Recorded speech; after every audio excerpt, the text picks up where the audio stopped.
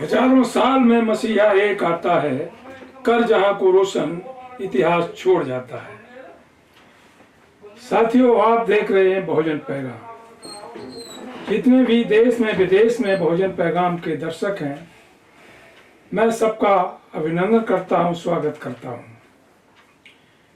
साथियों, जो पंक्ति आज पढ़ी गई उसके परिप्रेक्ष्य में यह देखा जाए तो भारत ही नहीं, विश्व के अंदर ऐसे बहुत से महामानव पैदा हुए हैं जिन्होंने अपना सर्वोच्च पूरा जीवन समता के लिए, समानता के लिए, समान न्याय के लिए, शिक्षा के लिए, यानी मानवीय अच्छाइयों के लिए कुर्बान कर दिया।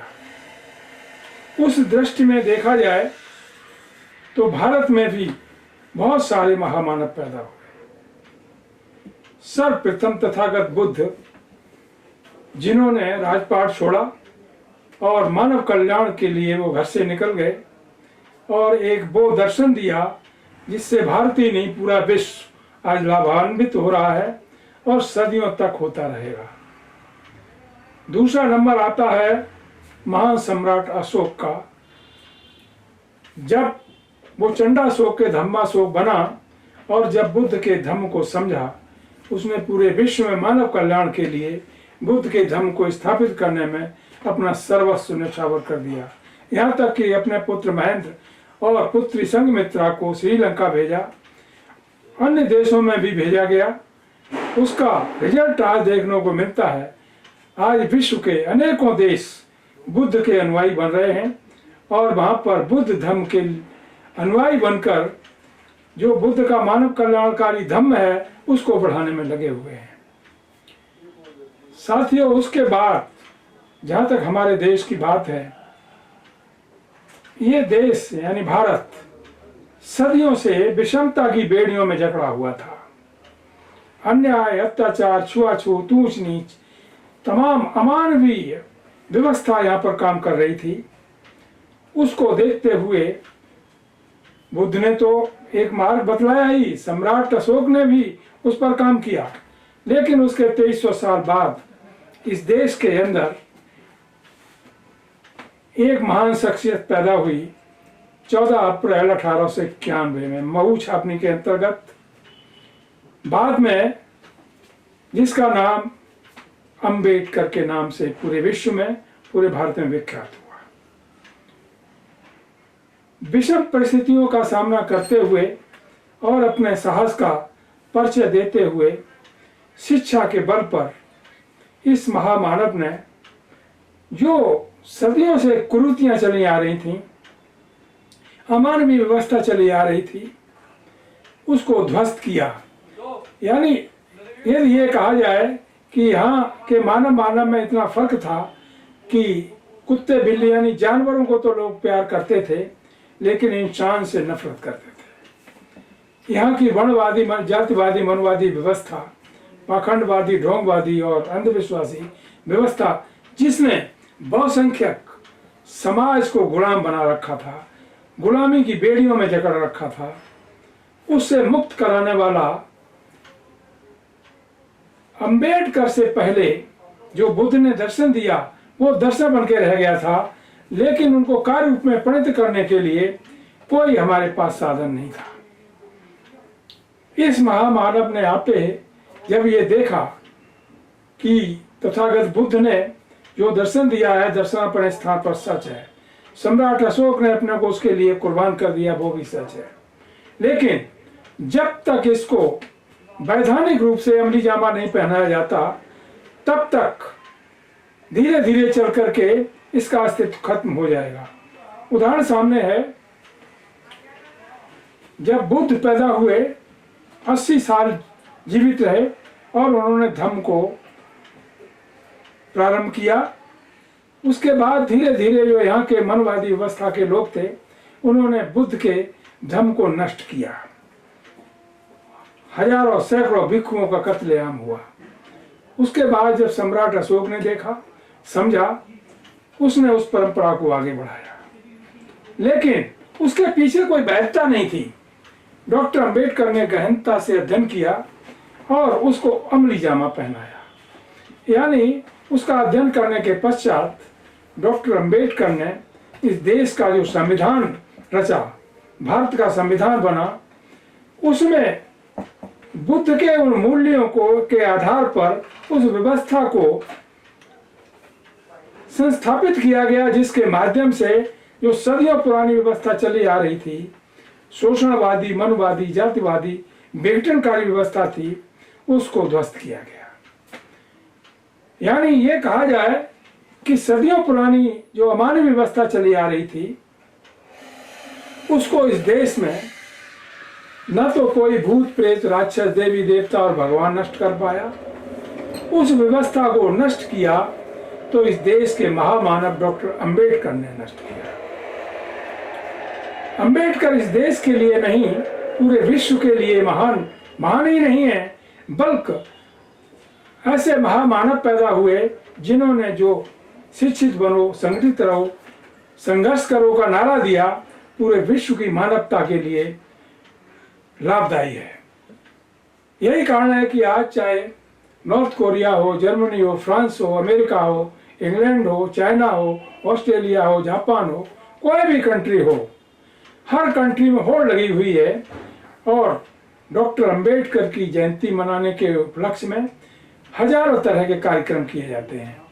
डॉक्टर अंबेडकर का साहित्य वहाँ पर स्थापित किया गया। हर देश में डॉक्टर अंबेडकर लाइब्रेरी स्थापित की गई है और रसिया है, जर्मनी है, फ्रांस है, आदि देशों ने तो वहाँ पर अंबेडकर रिसर्च सेंटर खोला हुआ है, जहाँ से जो लोग अंबेडकर पर अध्ययन करेंगे उनको पीएचडी की डिग्री से नवाजा जाएगा।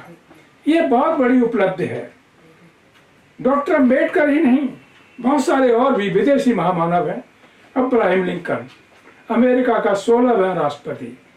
बहुत से राष्ट्रपति पैदा हुए अमेरिका में, लेकिन लिंकन का ही नाम क्यों लिया जाता है? क्योंकि लिंकन ने वो किया जो मानवता के लिए बहुत जरूरी था। लिंकन का कहना यह था, न तो मैं किसी के अधीन रहना चाहता हूं और ना ही किसी को अपने अधीन रखना चाहता हूं, यानी समता का व्यवहार किया गया। नेल्सन मंडेला 27 साल जेल में रहने के पश्चात जब उभरा, मानव कल्याण के लिए विश्व इतिहास में अमर हो गया। इसी तरह से कार्ल मार्क्स, बहुत सारे महापुरुष विदेशी जो हैं हमारे नोटिस में है। सुकरात यूनान से, उन्होंने एक उस पाखंडी व्यवस्था को चैलेंज किया था। उन्होंने कहा था, there is no God in universe, exploitation is the name of God and the name of God is the exploitation। इस बात को कहने पर उनको जहर का प्याला दिया गया और उनकी हत्या कर दी गई, लेकिन सच्चाई से उन्होंने पीछे अपना कदम नहीं हटाया। उसी तरह से कार्ल मार्क्स ने थ्योरी, समता की थ्योरी को पूरे देश के लिए नहीं, पूरे विश्व के लिए प्रतिपादित किया कि सब लोग समान हैं, सबको अधिकार है अपनी जीविका को जीने का, रोजगार पाने का और समता का अधिकार। उसी तरह से लेनिन, भारत में भगत सिंह स्वतंत्रता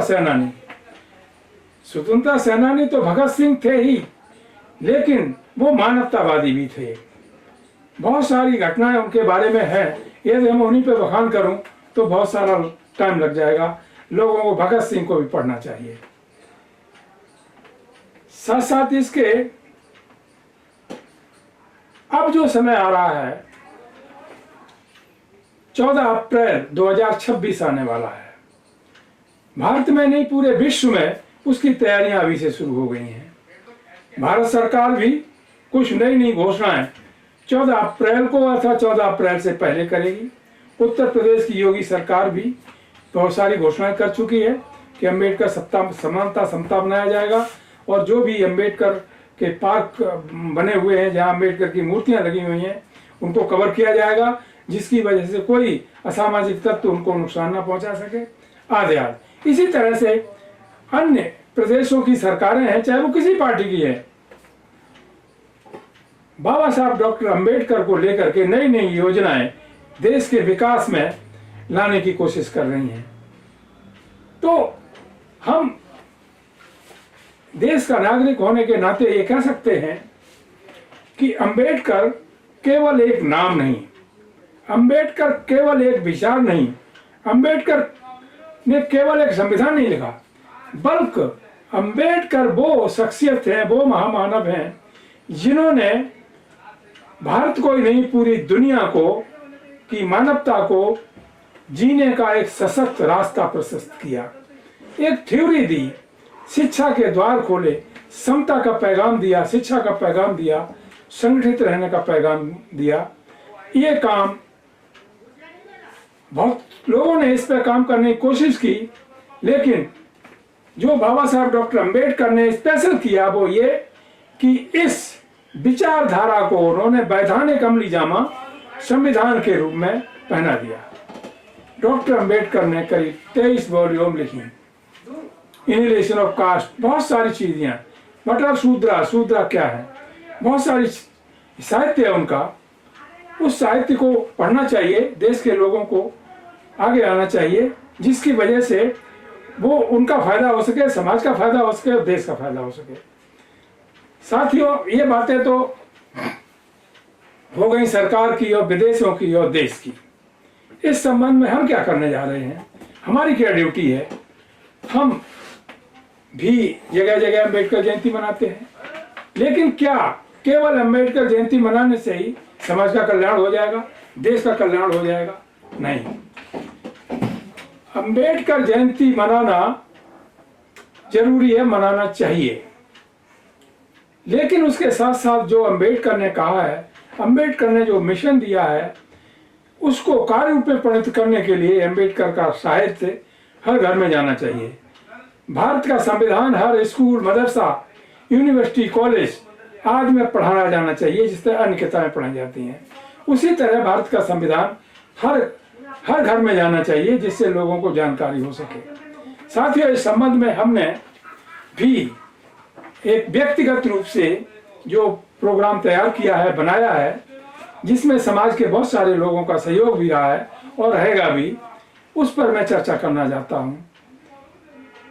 मुख्य रूप से देखा जाए, उत्तर प्रदेश के अंदर एक मैनपुरी डिस्ट्रिक्ट पड़ता है, जो हमारा एक जिला है, और उस जिले के अंदर एक छोटा सा गांव है, जिस गांव का नाम नंगला धनी था। वो धम्म भूमि नंगला धनी के नाम से अब पूरे देश में ये विकसित होगा।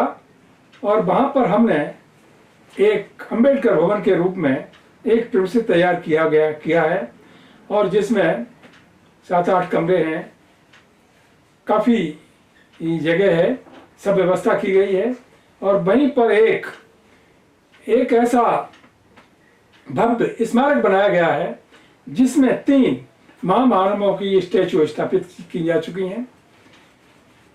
सर्वप्रथम संसार के शास्त्र तथागत बुद्ध, महान सम्राट अशोक, भारत के संविधान निर्माता बाबा साहब डॉक्टर अंबेडकर, तीनों ही महामानवों की प्रतिमाओं को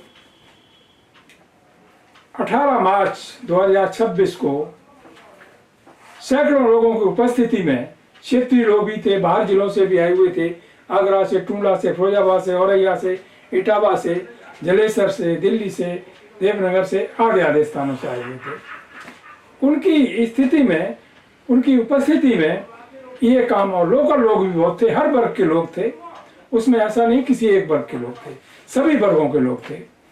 और ये काम उस क्षेत्र के लिए एक नई प्रेरणा है और नई चीज पैदा हुई है।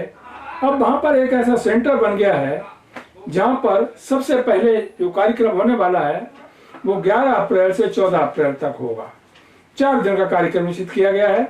11 अप्रैल को शिक्षा के जनक महात्मा फूले साहब की जयंती का कार्यक्रम होगा। उसके बाद बच्चों के कार्यक्रम है शिक्षा संबंधी। इसके साथ साथ अन्य महापुरुषों पर जो व्यवस्था तैयार की गई है, समाज के लोगों के समक्ष रखी जाएगी, जिससे वो उसका अनुसरण करते हुए खुद भी वैसा बनने की कोशिश करें। 14 अप्रैल का दिन सुबह से रात तक बाबा साहब डॉक्टर अंबेडकर के बारे में सामाजिक तरीके से, शैक्षिक तरीके से, सांस्कृतिक तरीके से लोगों के सामने प्रस्तुत किया जाएगा, जिसमें मैनपुरी जनपद के अलावा देश के विभिन्न भागों से जो महापुरुष आएंगे और जो व्याख्यान देंगे, उस क्षेत्र में एक नई जागृति पैदा होगी। वहाँ पर एक लाइब्रेरी भी बनाई जा रही है जिसका नाम माता रमाबाई, माता राम देवी, वीरांगना झलकारी बाई, माता सावित्रीबाई फुले के नाम से वो लाइब्रेरी का नाम रखा गया है। तो जो लोग आएंगे वहां पर महापुरुषों का इतिहास उनको पढ़ने को मिलेगा, जिससे उनमें नई जागृति आएगी। साथियों, इसके साथ साथ हम वहां पर एक बुद्ध से लेकर मान्यवर कांसीराम साहब तक जो महापुरुष हुए, जिन्होंने समता के लिए, समानता के लिए, एकता के लिए, विश्व बंधुत्व के लिए, विश्व शांति के लिए काम किया, उनकी एक चित्र प्रदर्शनी भी लगाई जाएगी, जिसमें सारे चित्र तैयार हो गए हैं और वो लगाने काम शुरू हो रहा है। वो परमानेंट रहेगा, तो एक नई उपलब्धि होगी। तो वहाँ पर एक ऐसा सेंटर बनने जा रहा है जो मेन रोड के किनारे है, कोई भी आ सकता है, जा सकता है और वहाँ से लाभ उठा सकता है। इसके साथ साथ हमारी कोशिश है कि महीने में कम से कम एक बार किसी भी दिन वहाँ पर कोई सामाजिक कार्यक्रम रखा जाएगा किसी महापुरुष के बारे में। सपोज 1 मई 2026 को बुद्ध पूर्णिमा का पर्व आ रहा है, उसका प्रोग्राम भी वहां पर बड़ी धूमधाम से मनाया जाएगा। इस तरह से समाज में एक ऐसी जागृति लाने की जरूरत है जिससे समाज किसी का गुलाम ना रह सके, अंधविश्वासी न बन सके, और जो हमारा देश का संविधान कहता है, हमारी देश की कानून व्यवस्था है, उसको फॉलो करते हुए वो स्वतंत्र जीवन जी सके। इन चीज़ों को लेकर के हम प्रयास कर रहे हैं और इसमें जिन लोगों ने 18 मार्च 2026 को भाग लिया, उनका मैं आभार प्रकट करता हूं। उसमें काफ़ी लोग आए हुए थे। मुख्य रूप से कुछ लोगों के नाम इस प्रकार से हैं। सब श्री ओम नारायण साहब, जो कि पूर्व एमडी हैं, IGL के रहे हैं, उनका काफ़ी योगदान था। श्री शंभू दयाल दोहरे IR अधिकारी हैं, वो वहाँ पर पहुँचे थे। उसी तरह से श्री सुगर सिंह साख, श्री महेश चंद, महेंद्रपाल सिंह, डॉक्टर महेंद्रपाल सिंह जलेसर, सुरेश चंद भारतीय, कुछ लोग लोकल थे, कुछ बाहर से आए हुए थे। तो लिस्ट बहुत लंबी है। कायम सिंह यादव, बहुत सारे नाम हैं, ये लिए जाएं तो काफ़ी टाइम चला जाएगा। और ये लोग ऐसे हैं जो हमेशा साथ रहते हैं और उनका कोऑपरेशन भी रहता है। ये कार्यक्रम उस क्षेत्र में होने से लोगों में आत्मबल पैदा होगा और इस तरह के कार्यक्रम हर गांव में होना शुरू हो जाएंगे। ये इस देश के लिए और समाज के लिए एक नई उपलब्धि होगी और जो भारत सरकार का और मुख्य रूप से उत्तर प्रदेश सरकार का बाबा साहब अम्बेडकर के बारे में जो सपना है वो पूरा होगा। तो ये हम सब लोगों को करना चाहिए। सरकार किसी की भी हो, सरकारें तो बदलती रहती हैं, किसी भी पार्टी की हो, वो देश हित में, समाज हित में काम करती हैं। उसकी आलोचना तो लोग करते हैं, लेकिन समालोचना भी होनी चाहिए, तभी तो समाज में एक नई जागृति आएगी। साथियों, बातें बहुत सारी हैं। आज मैं इन्हीं शब्दों के साथ अपनी बात समाप्त करता हूं और 11 अप्रैल से 14 अप्रैल 2026 तक जो एक कार्यक्रम निश्चित किया गया है, उसका ये हैंडबिल है जो समाज में डिस्ट्रीब्यूट किया जा रहा है। और समाज में हर वर्ग के लोग, हर मजहब के, हर धर्म के लोग इकट्ठा होकर के इस प्रोग्राम को सेलिब्रेट कर रहे हैं, क्योंकि ये प्रोग्राम किसी वर्ग विशेष, जाति विशेष का नहीं है। ये उस महामानव के जन्मदिन के उपलक्ष्य में मनाया जा रहा है, जिसमें पूरे देश को ही नहीं, पूरे विश्व की मानवता के लिए एक समता का संदेश दिया। इन्हीं शब्दों के साथ मैं अपनी बात समाप्त करता हूं और आप लोगों से आग्रह करता हूं कि बहुजन पैगाम को जो लोग देखते हैं, दर्शक हैं, लाइक करें, सब्सक्राइब करें, घर घर तक पहुंचाने का कष्ट करें, जिसकी वजह से देश की और समाज की सच्चाई से उनको हम अवगत करा सकें। इन्हीं शब्दों के साथ जय भीम, नमो बुद्धाय, जय भारत।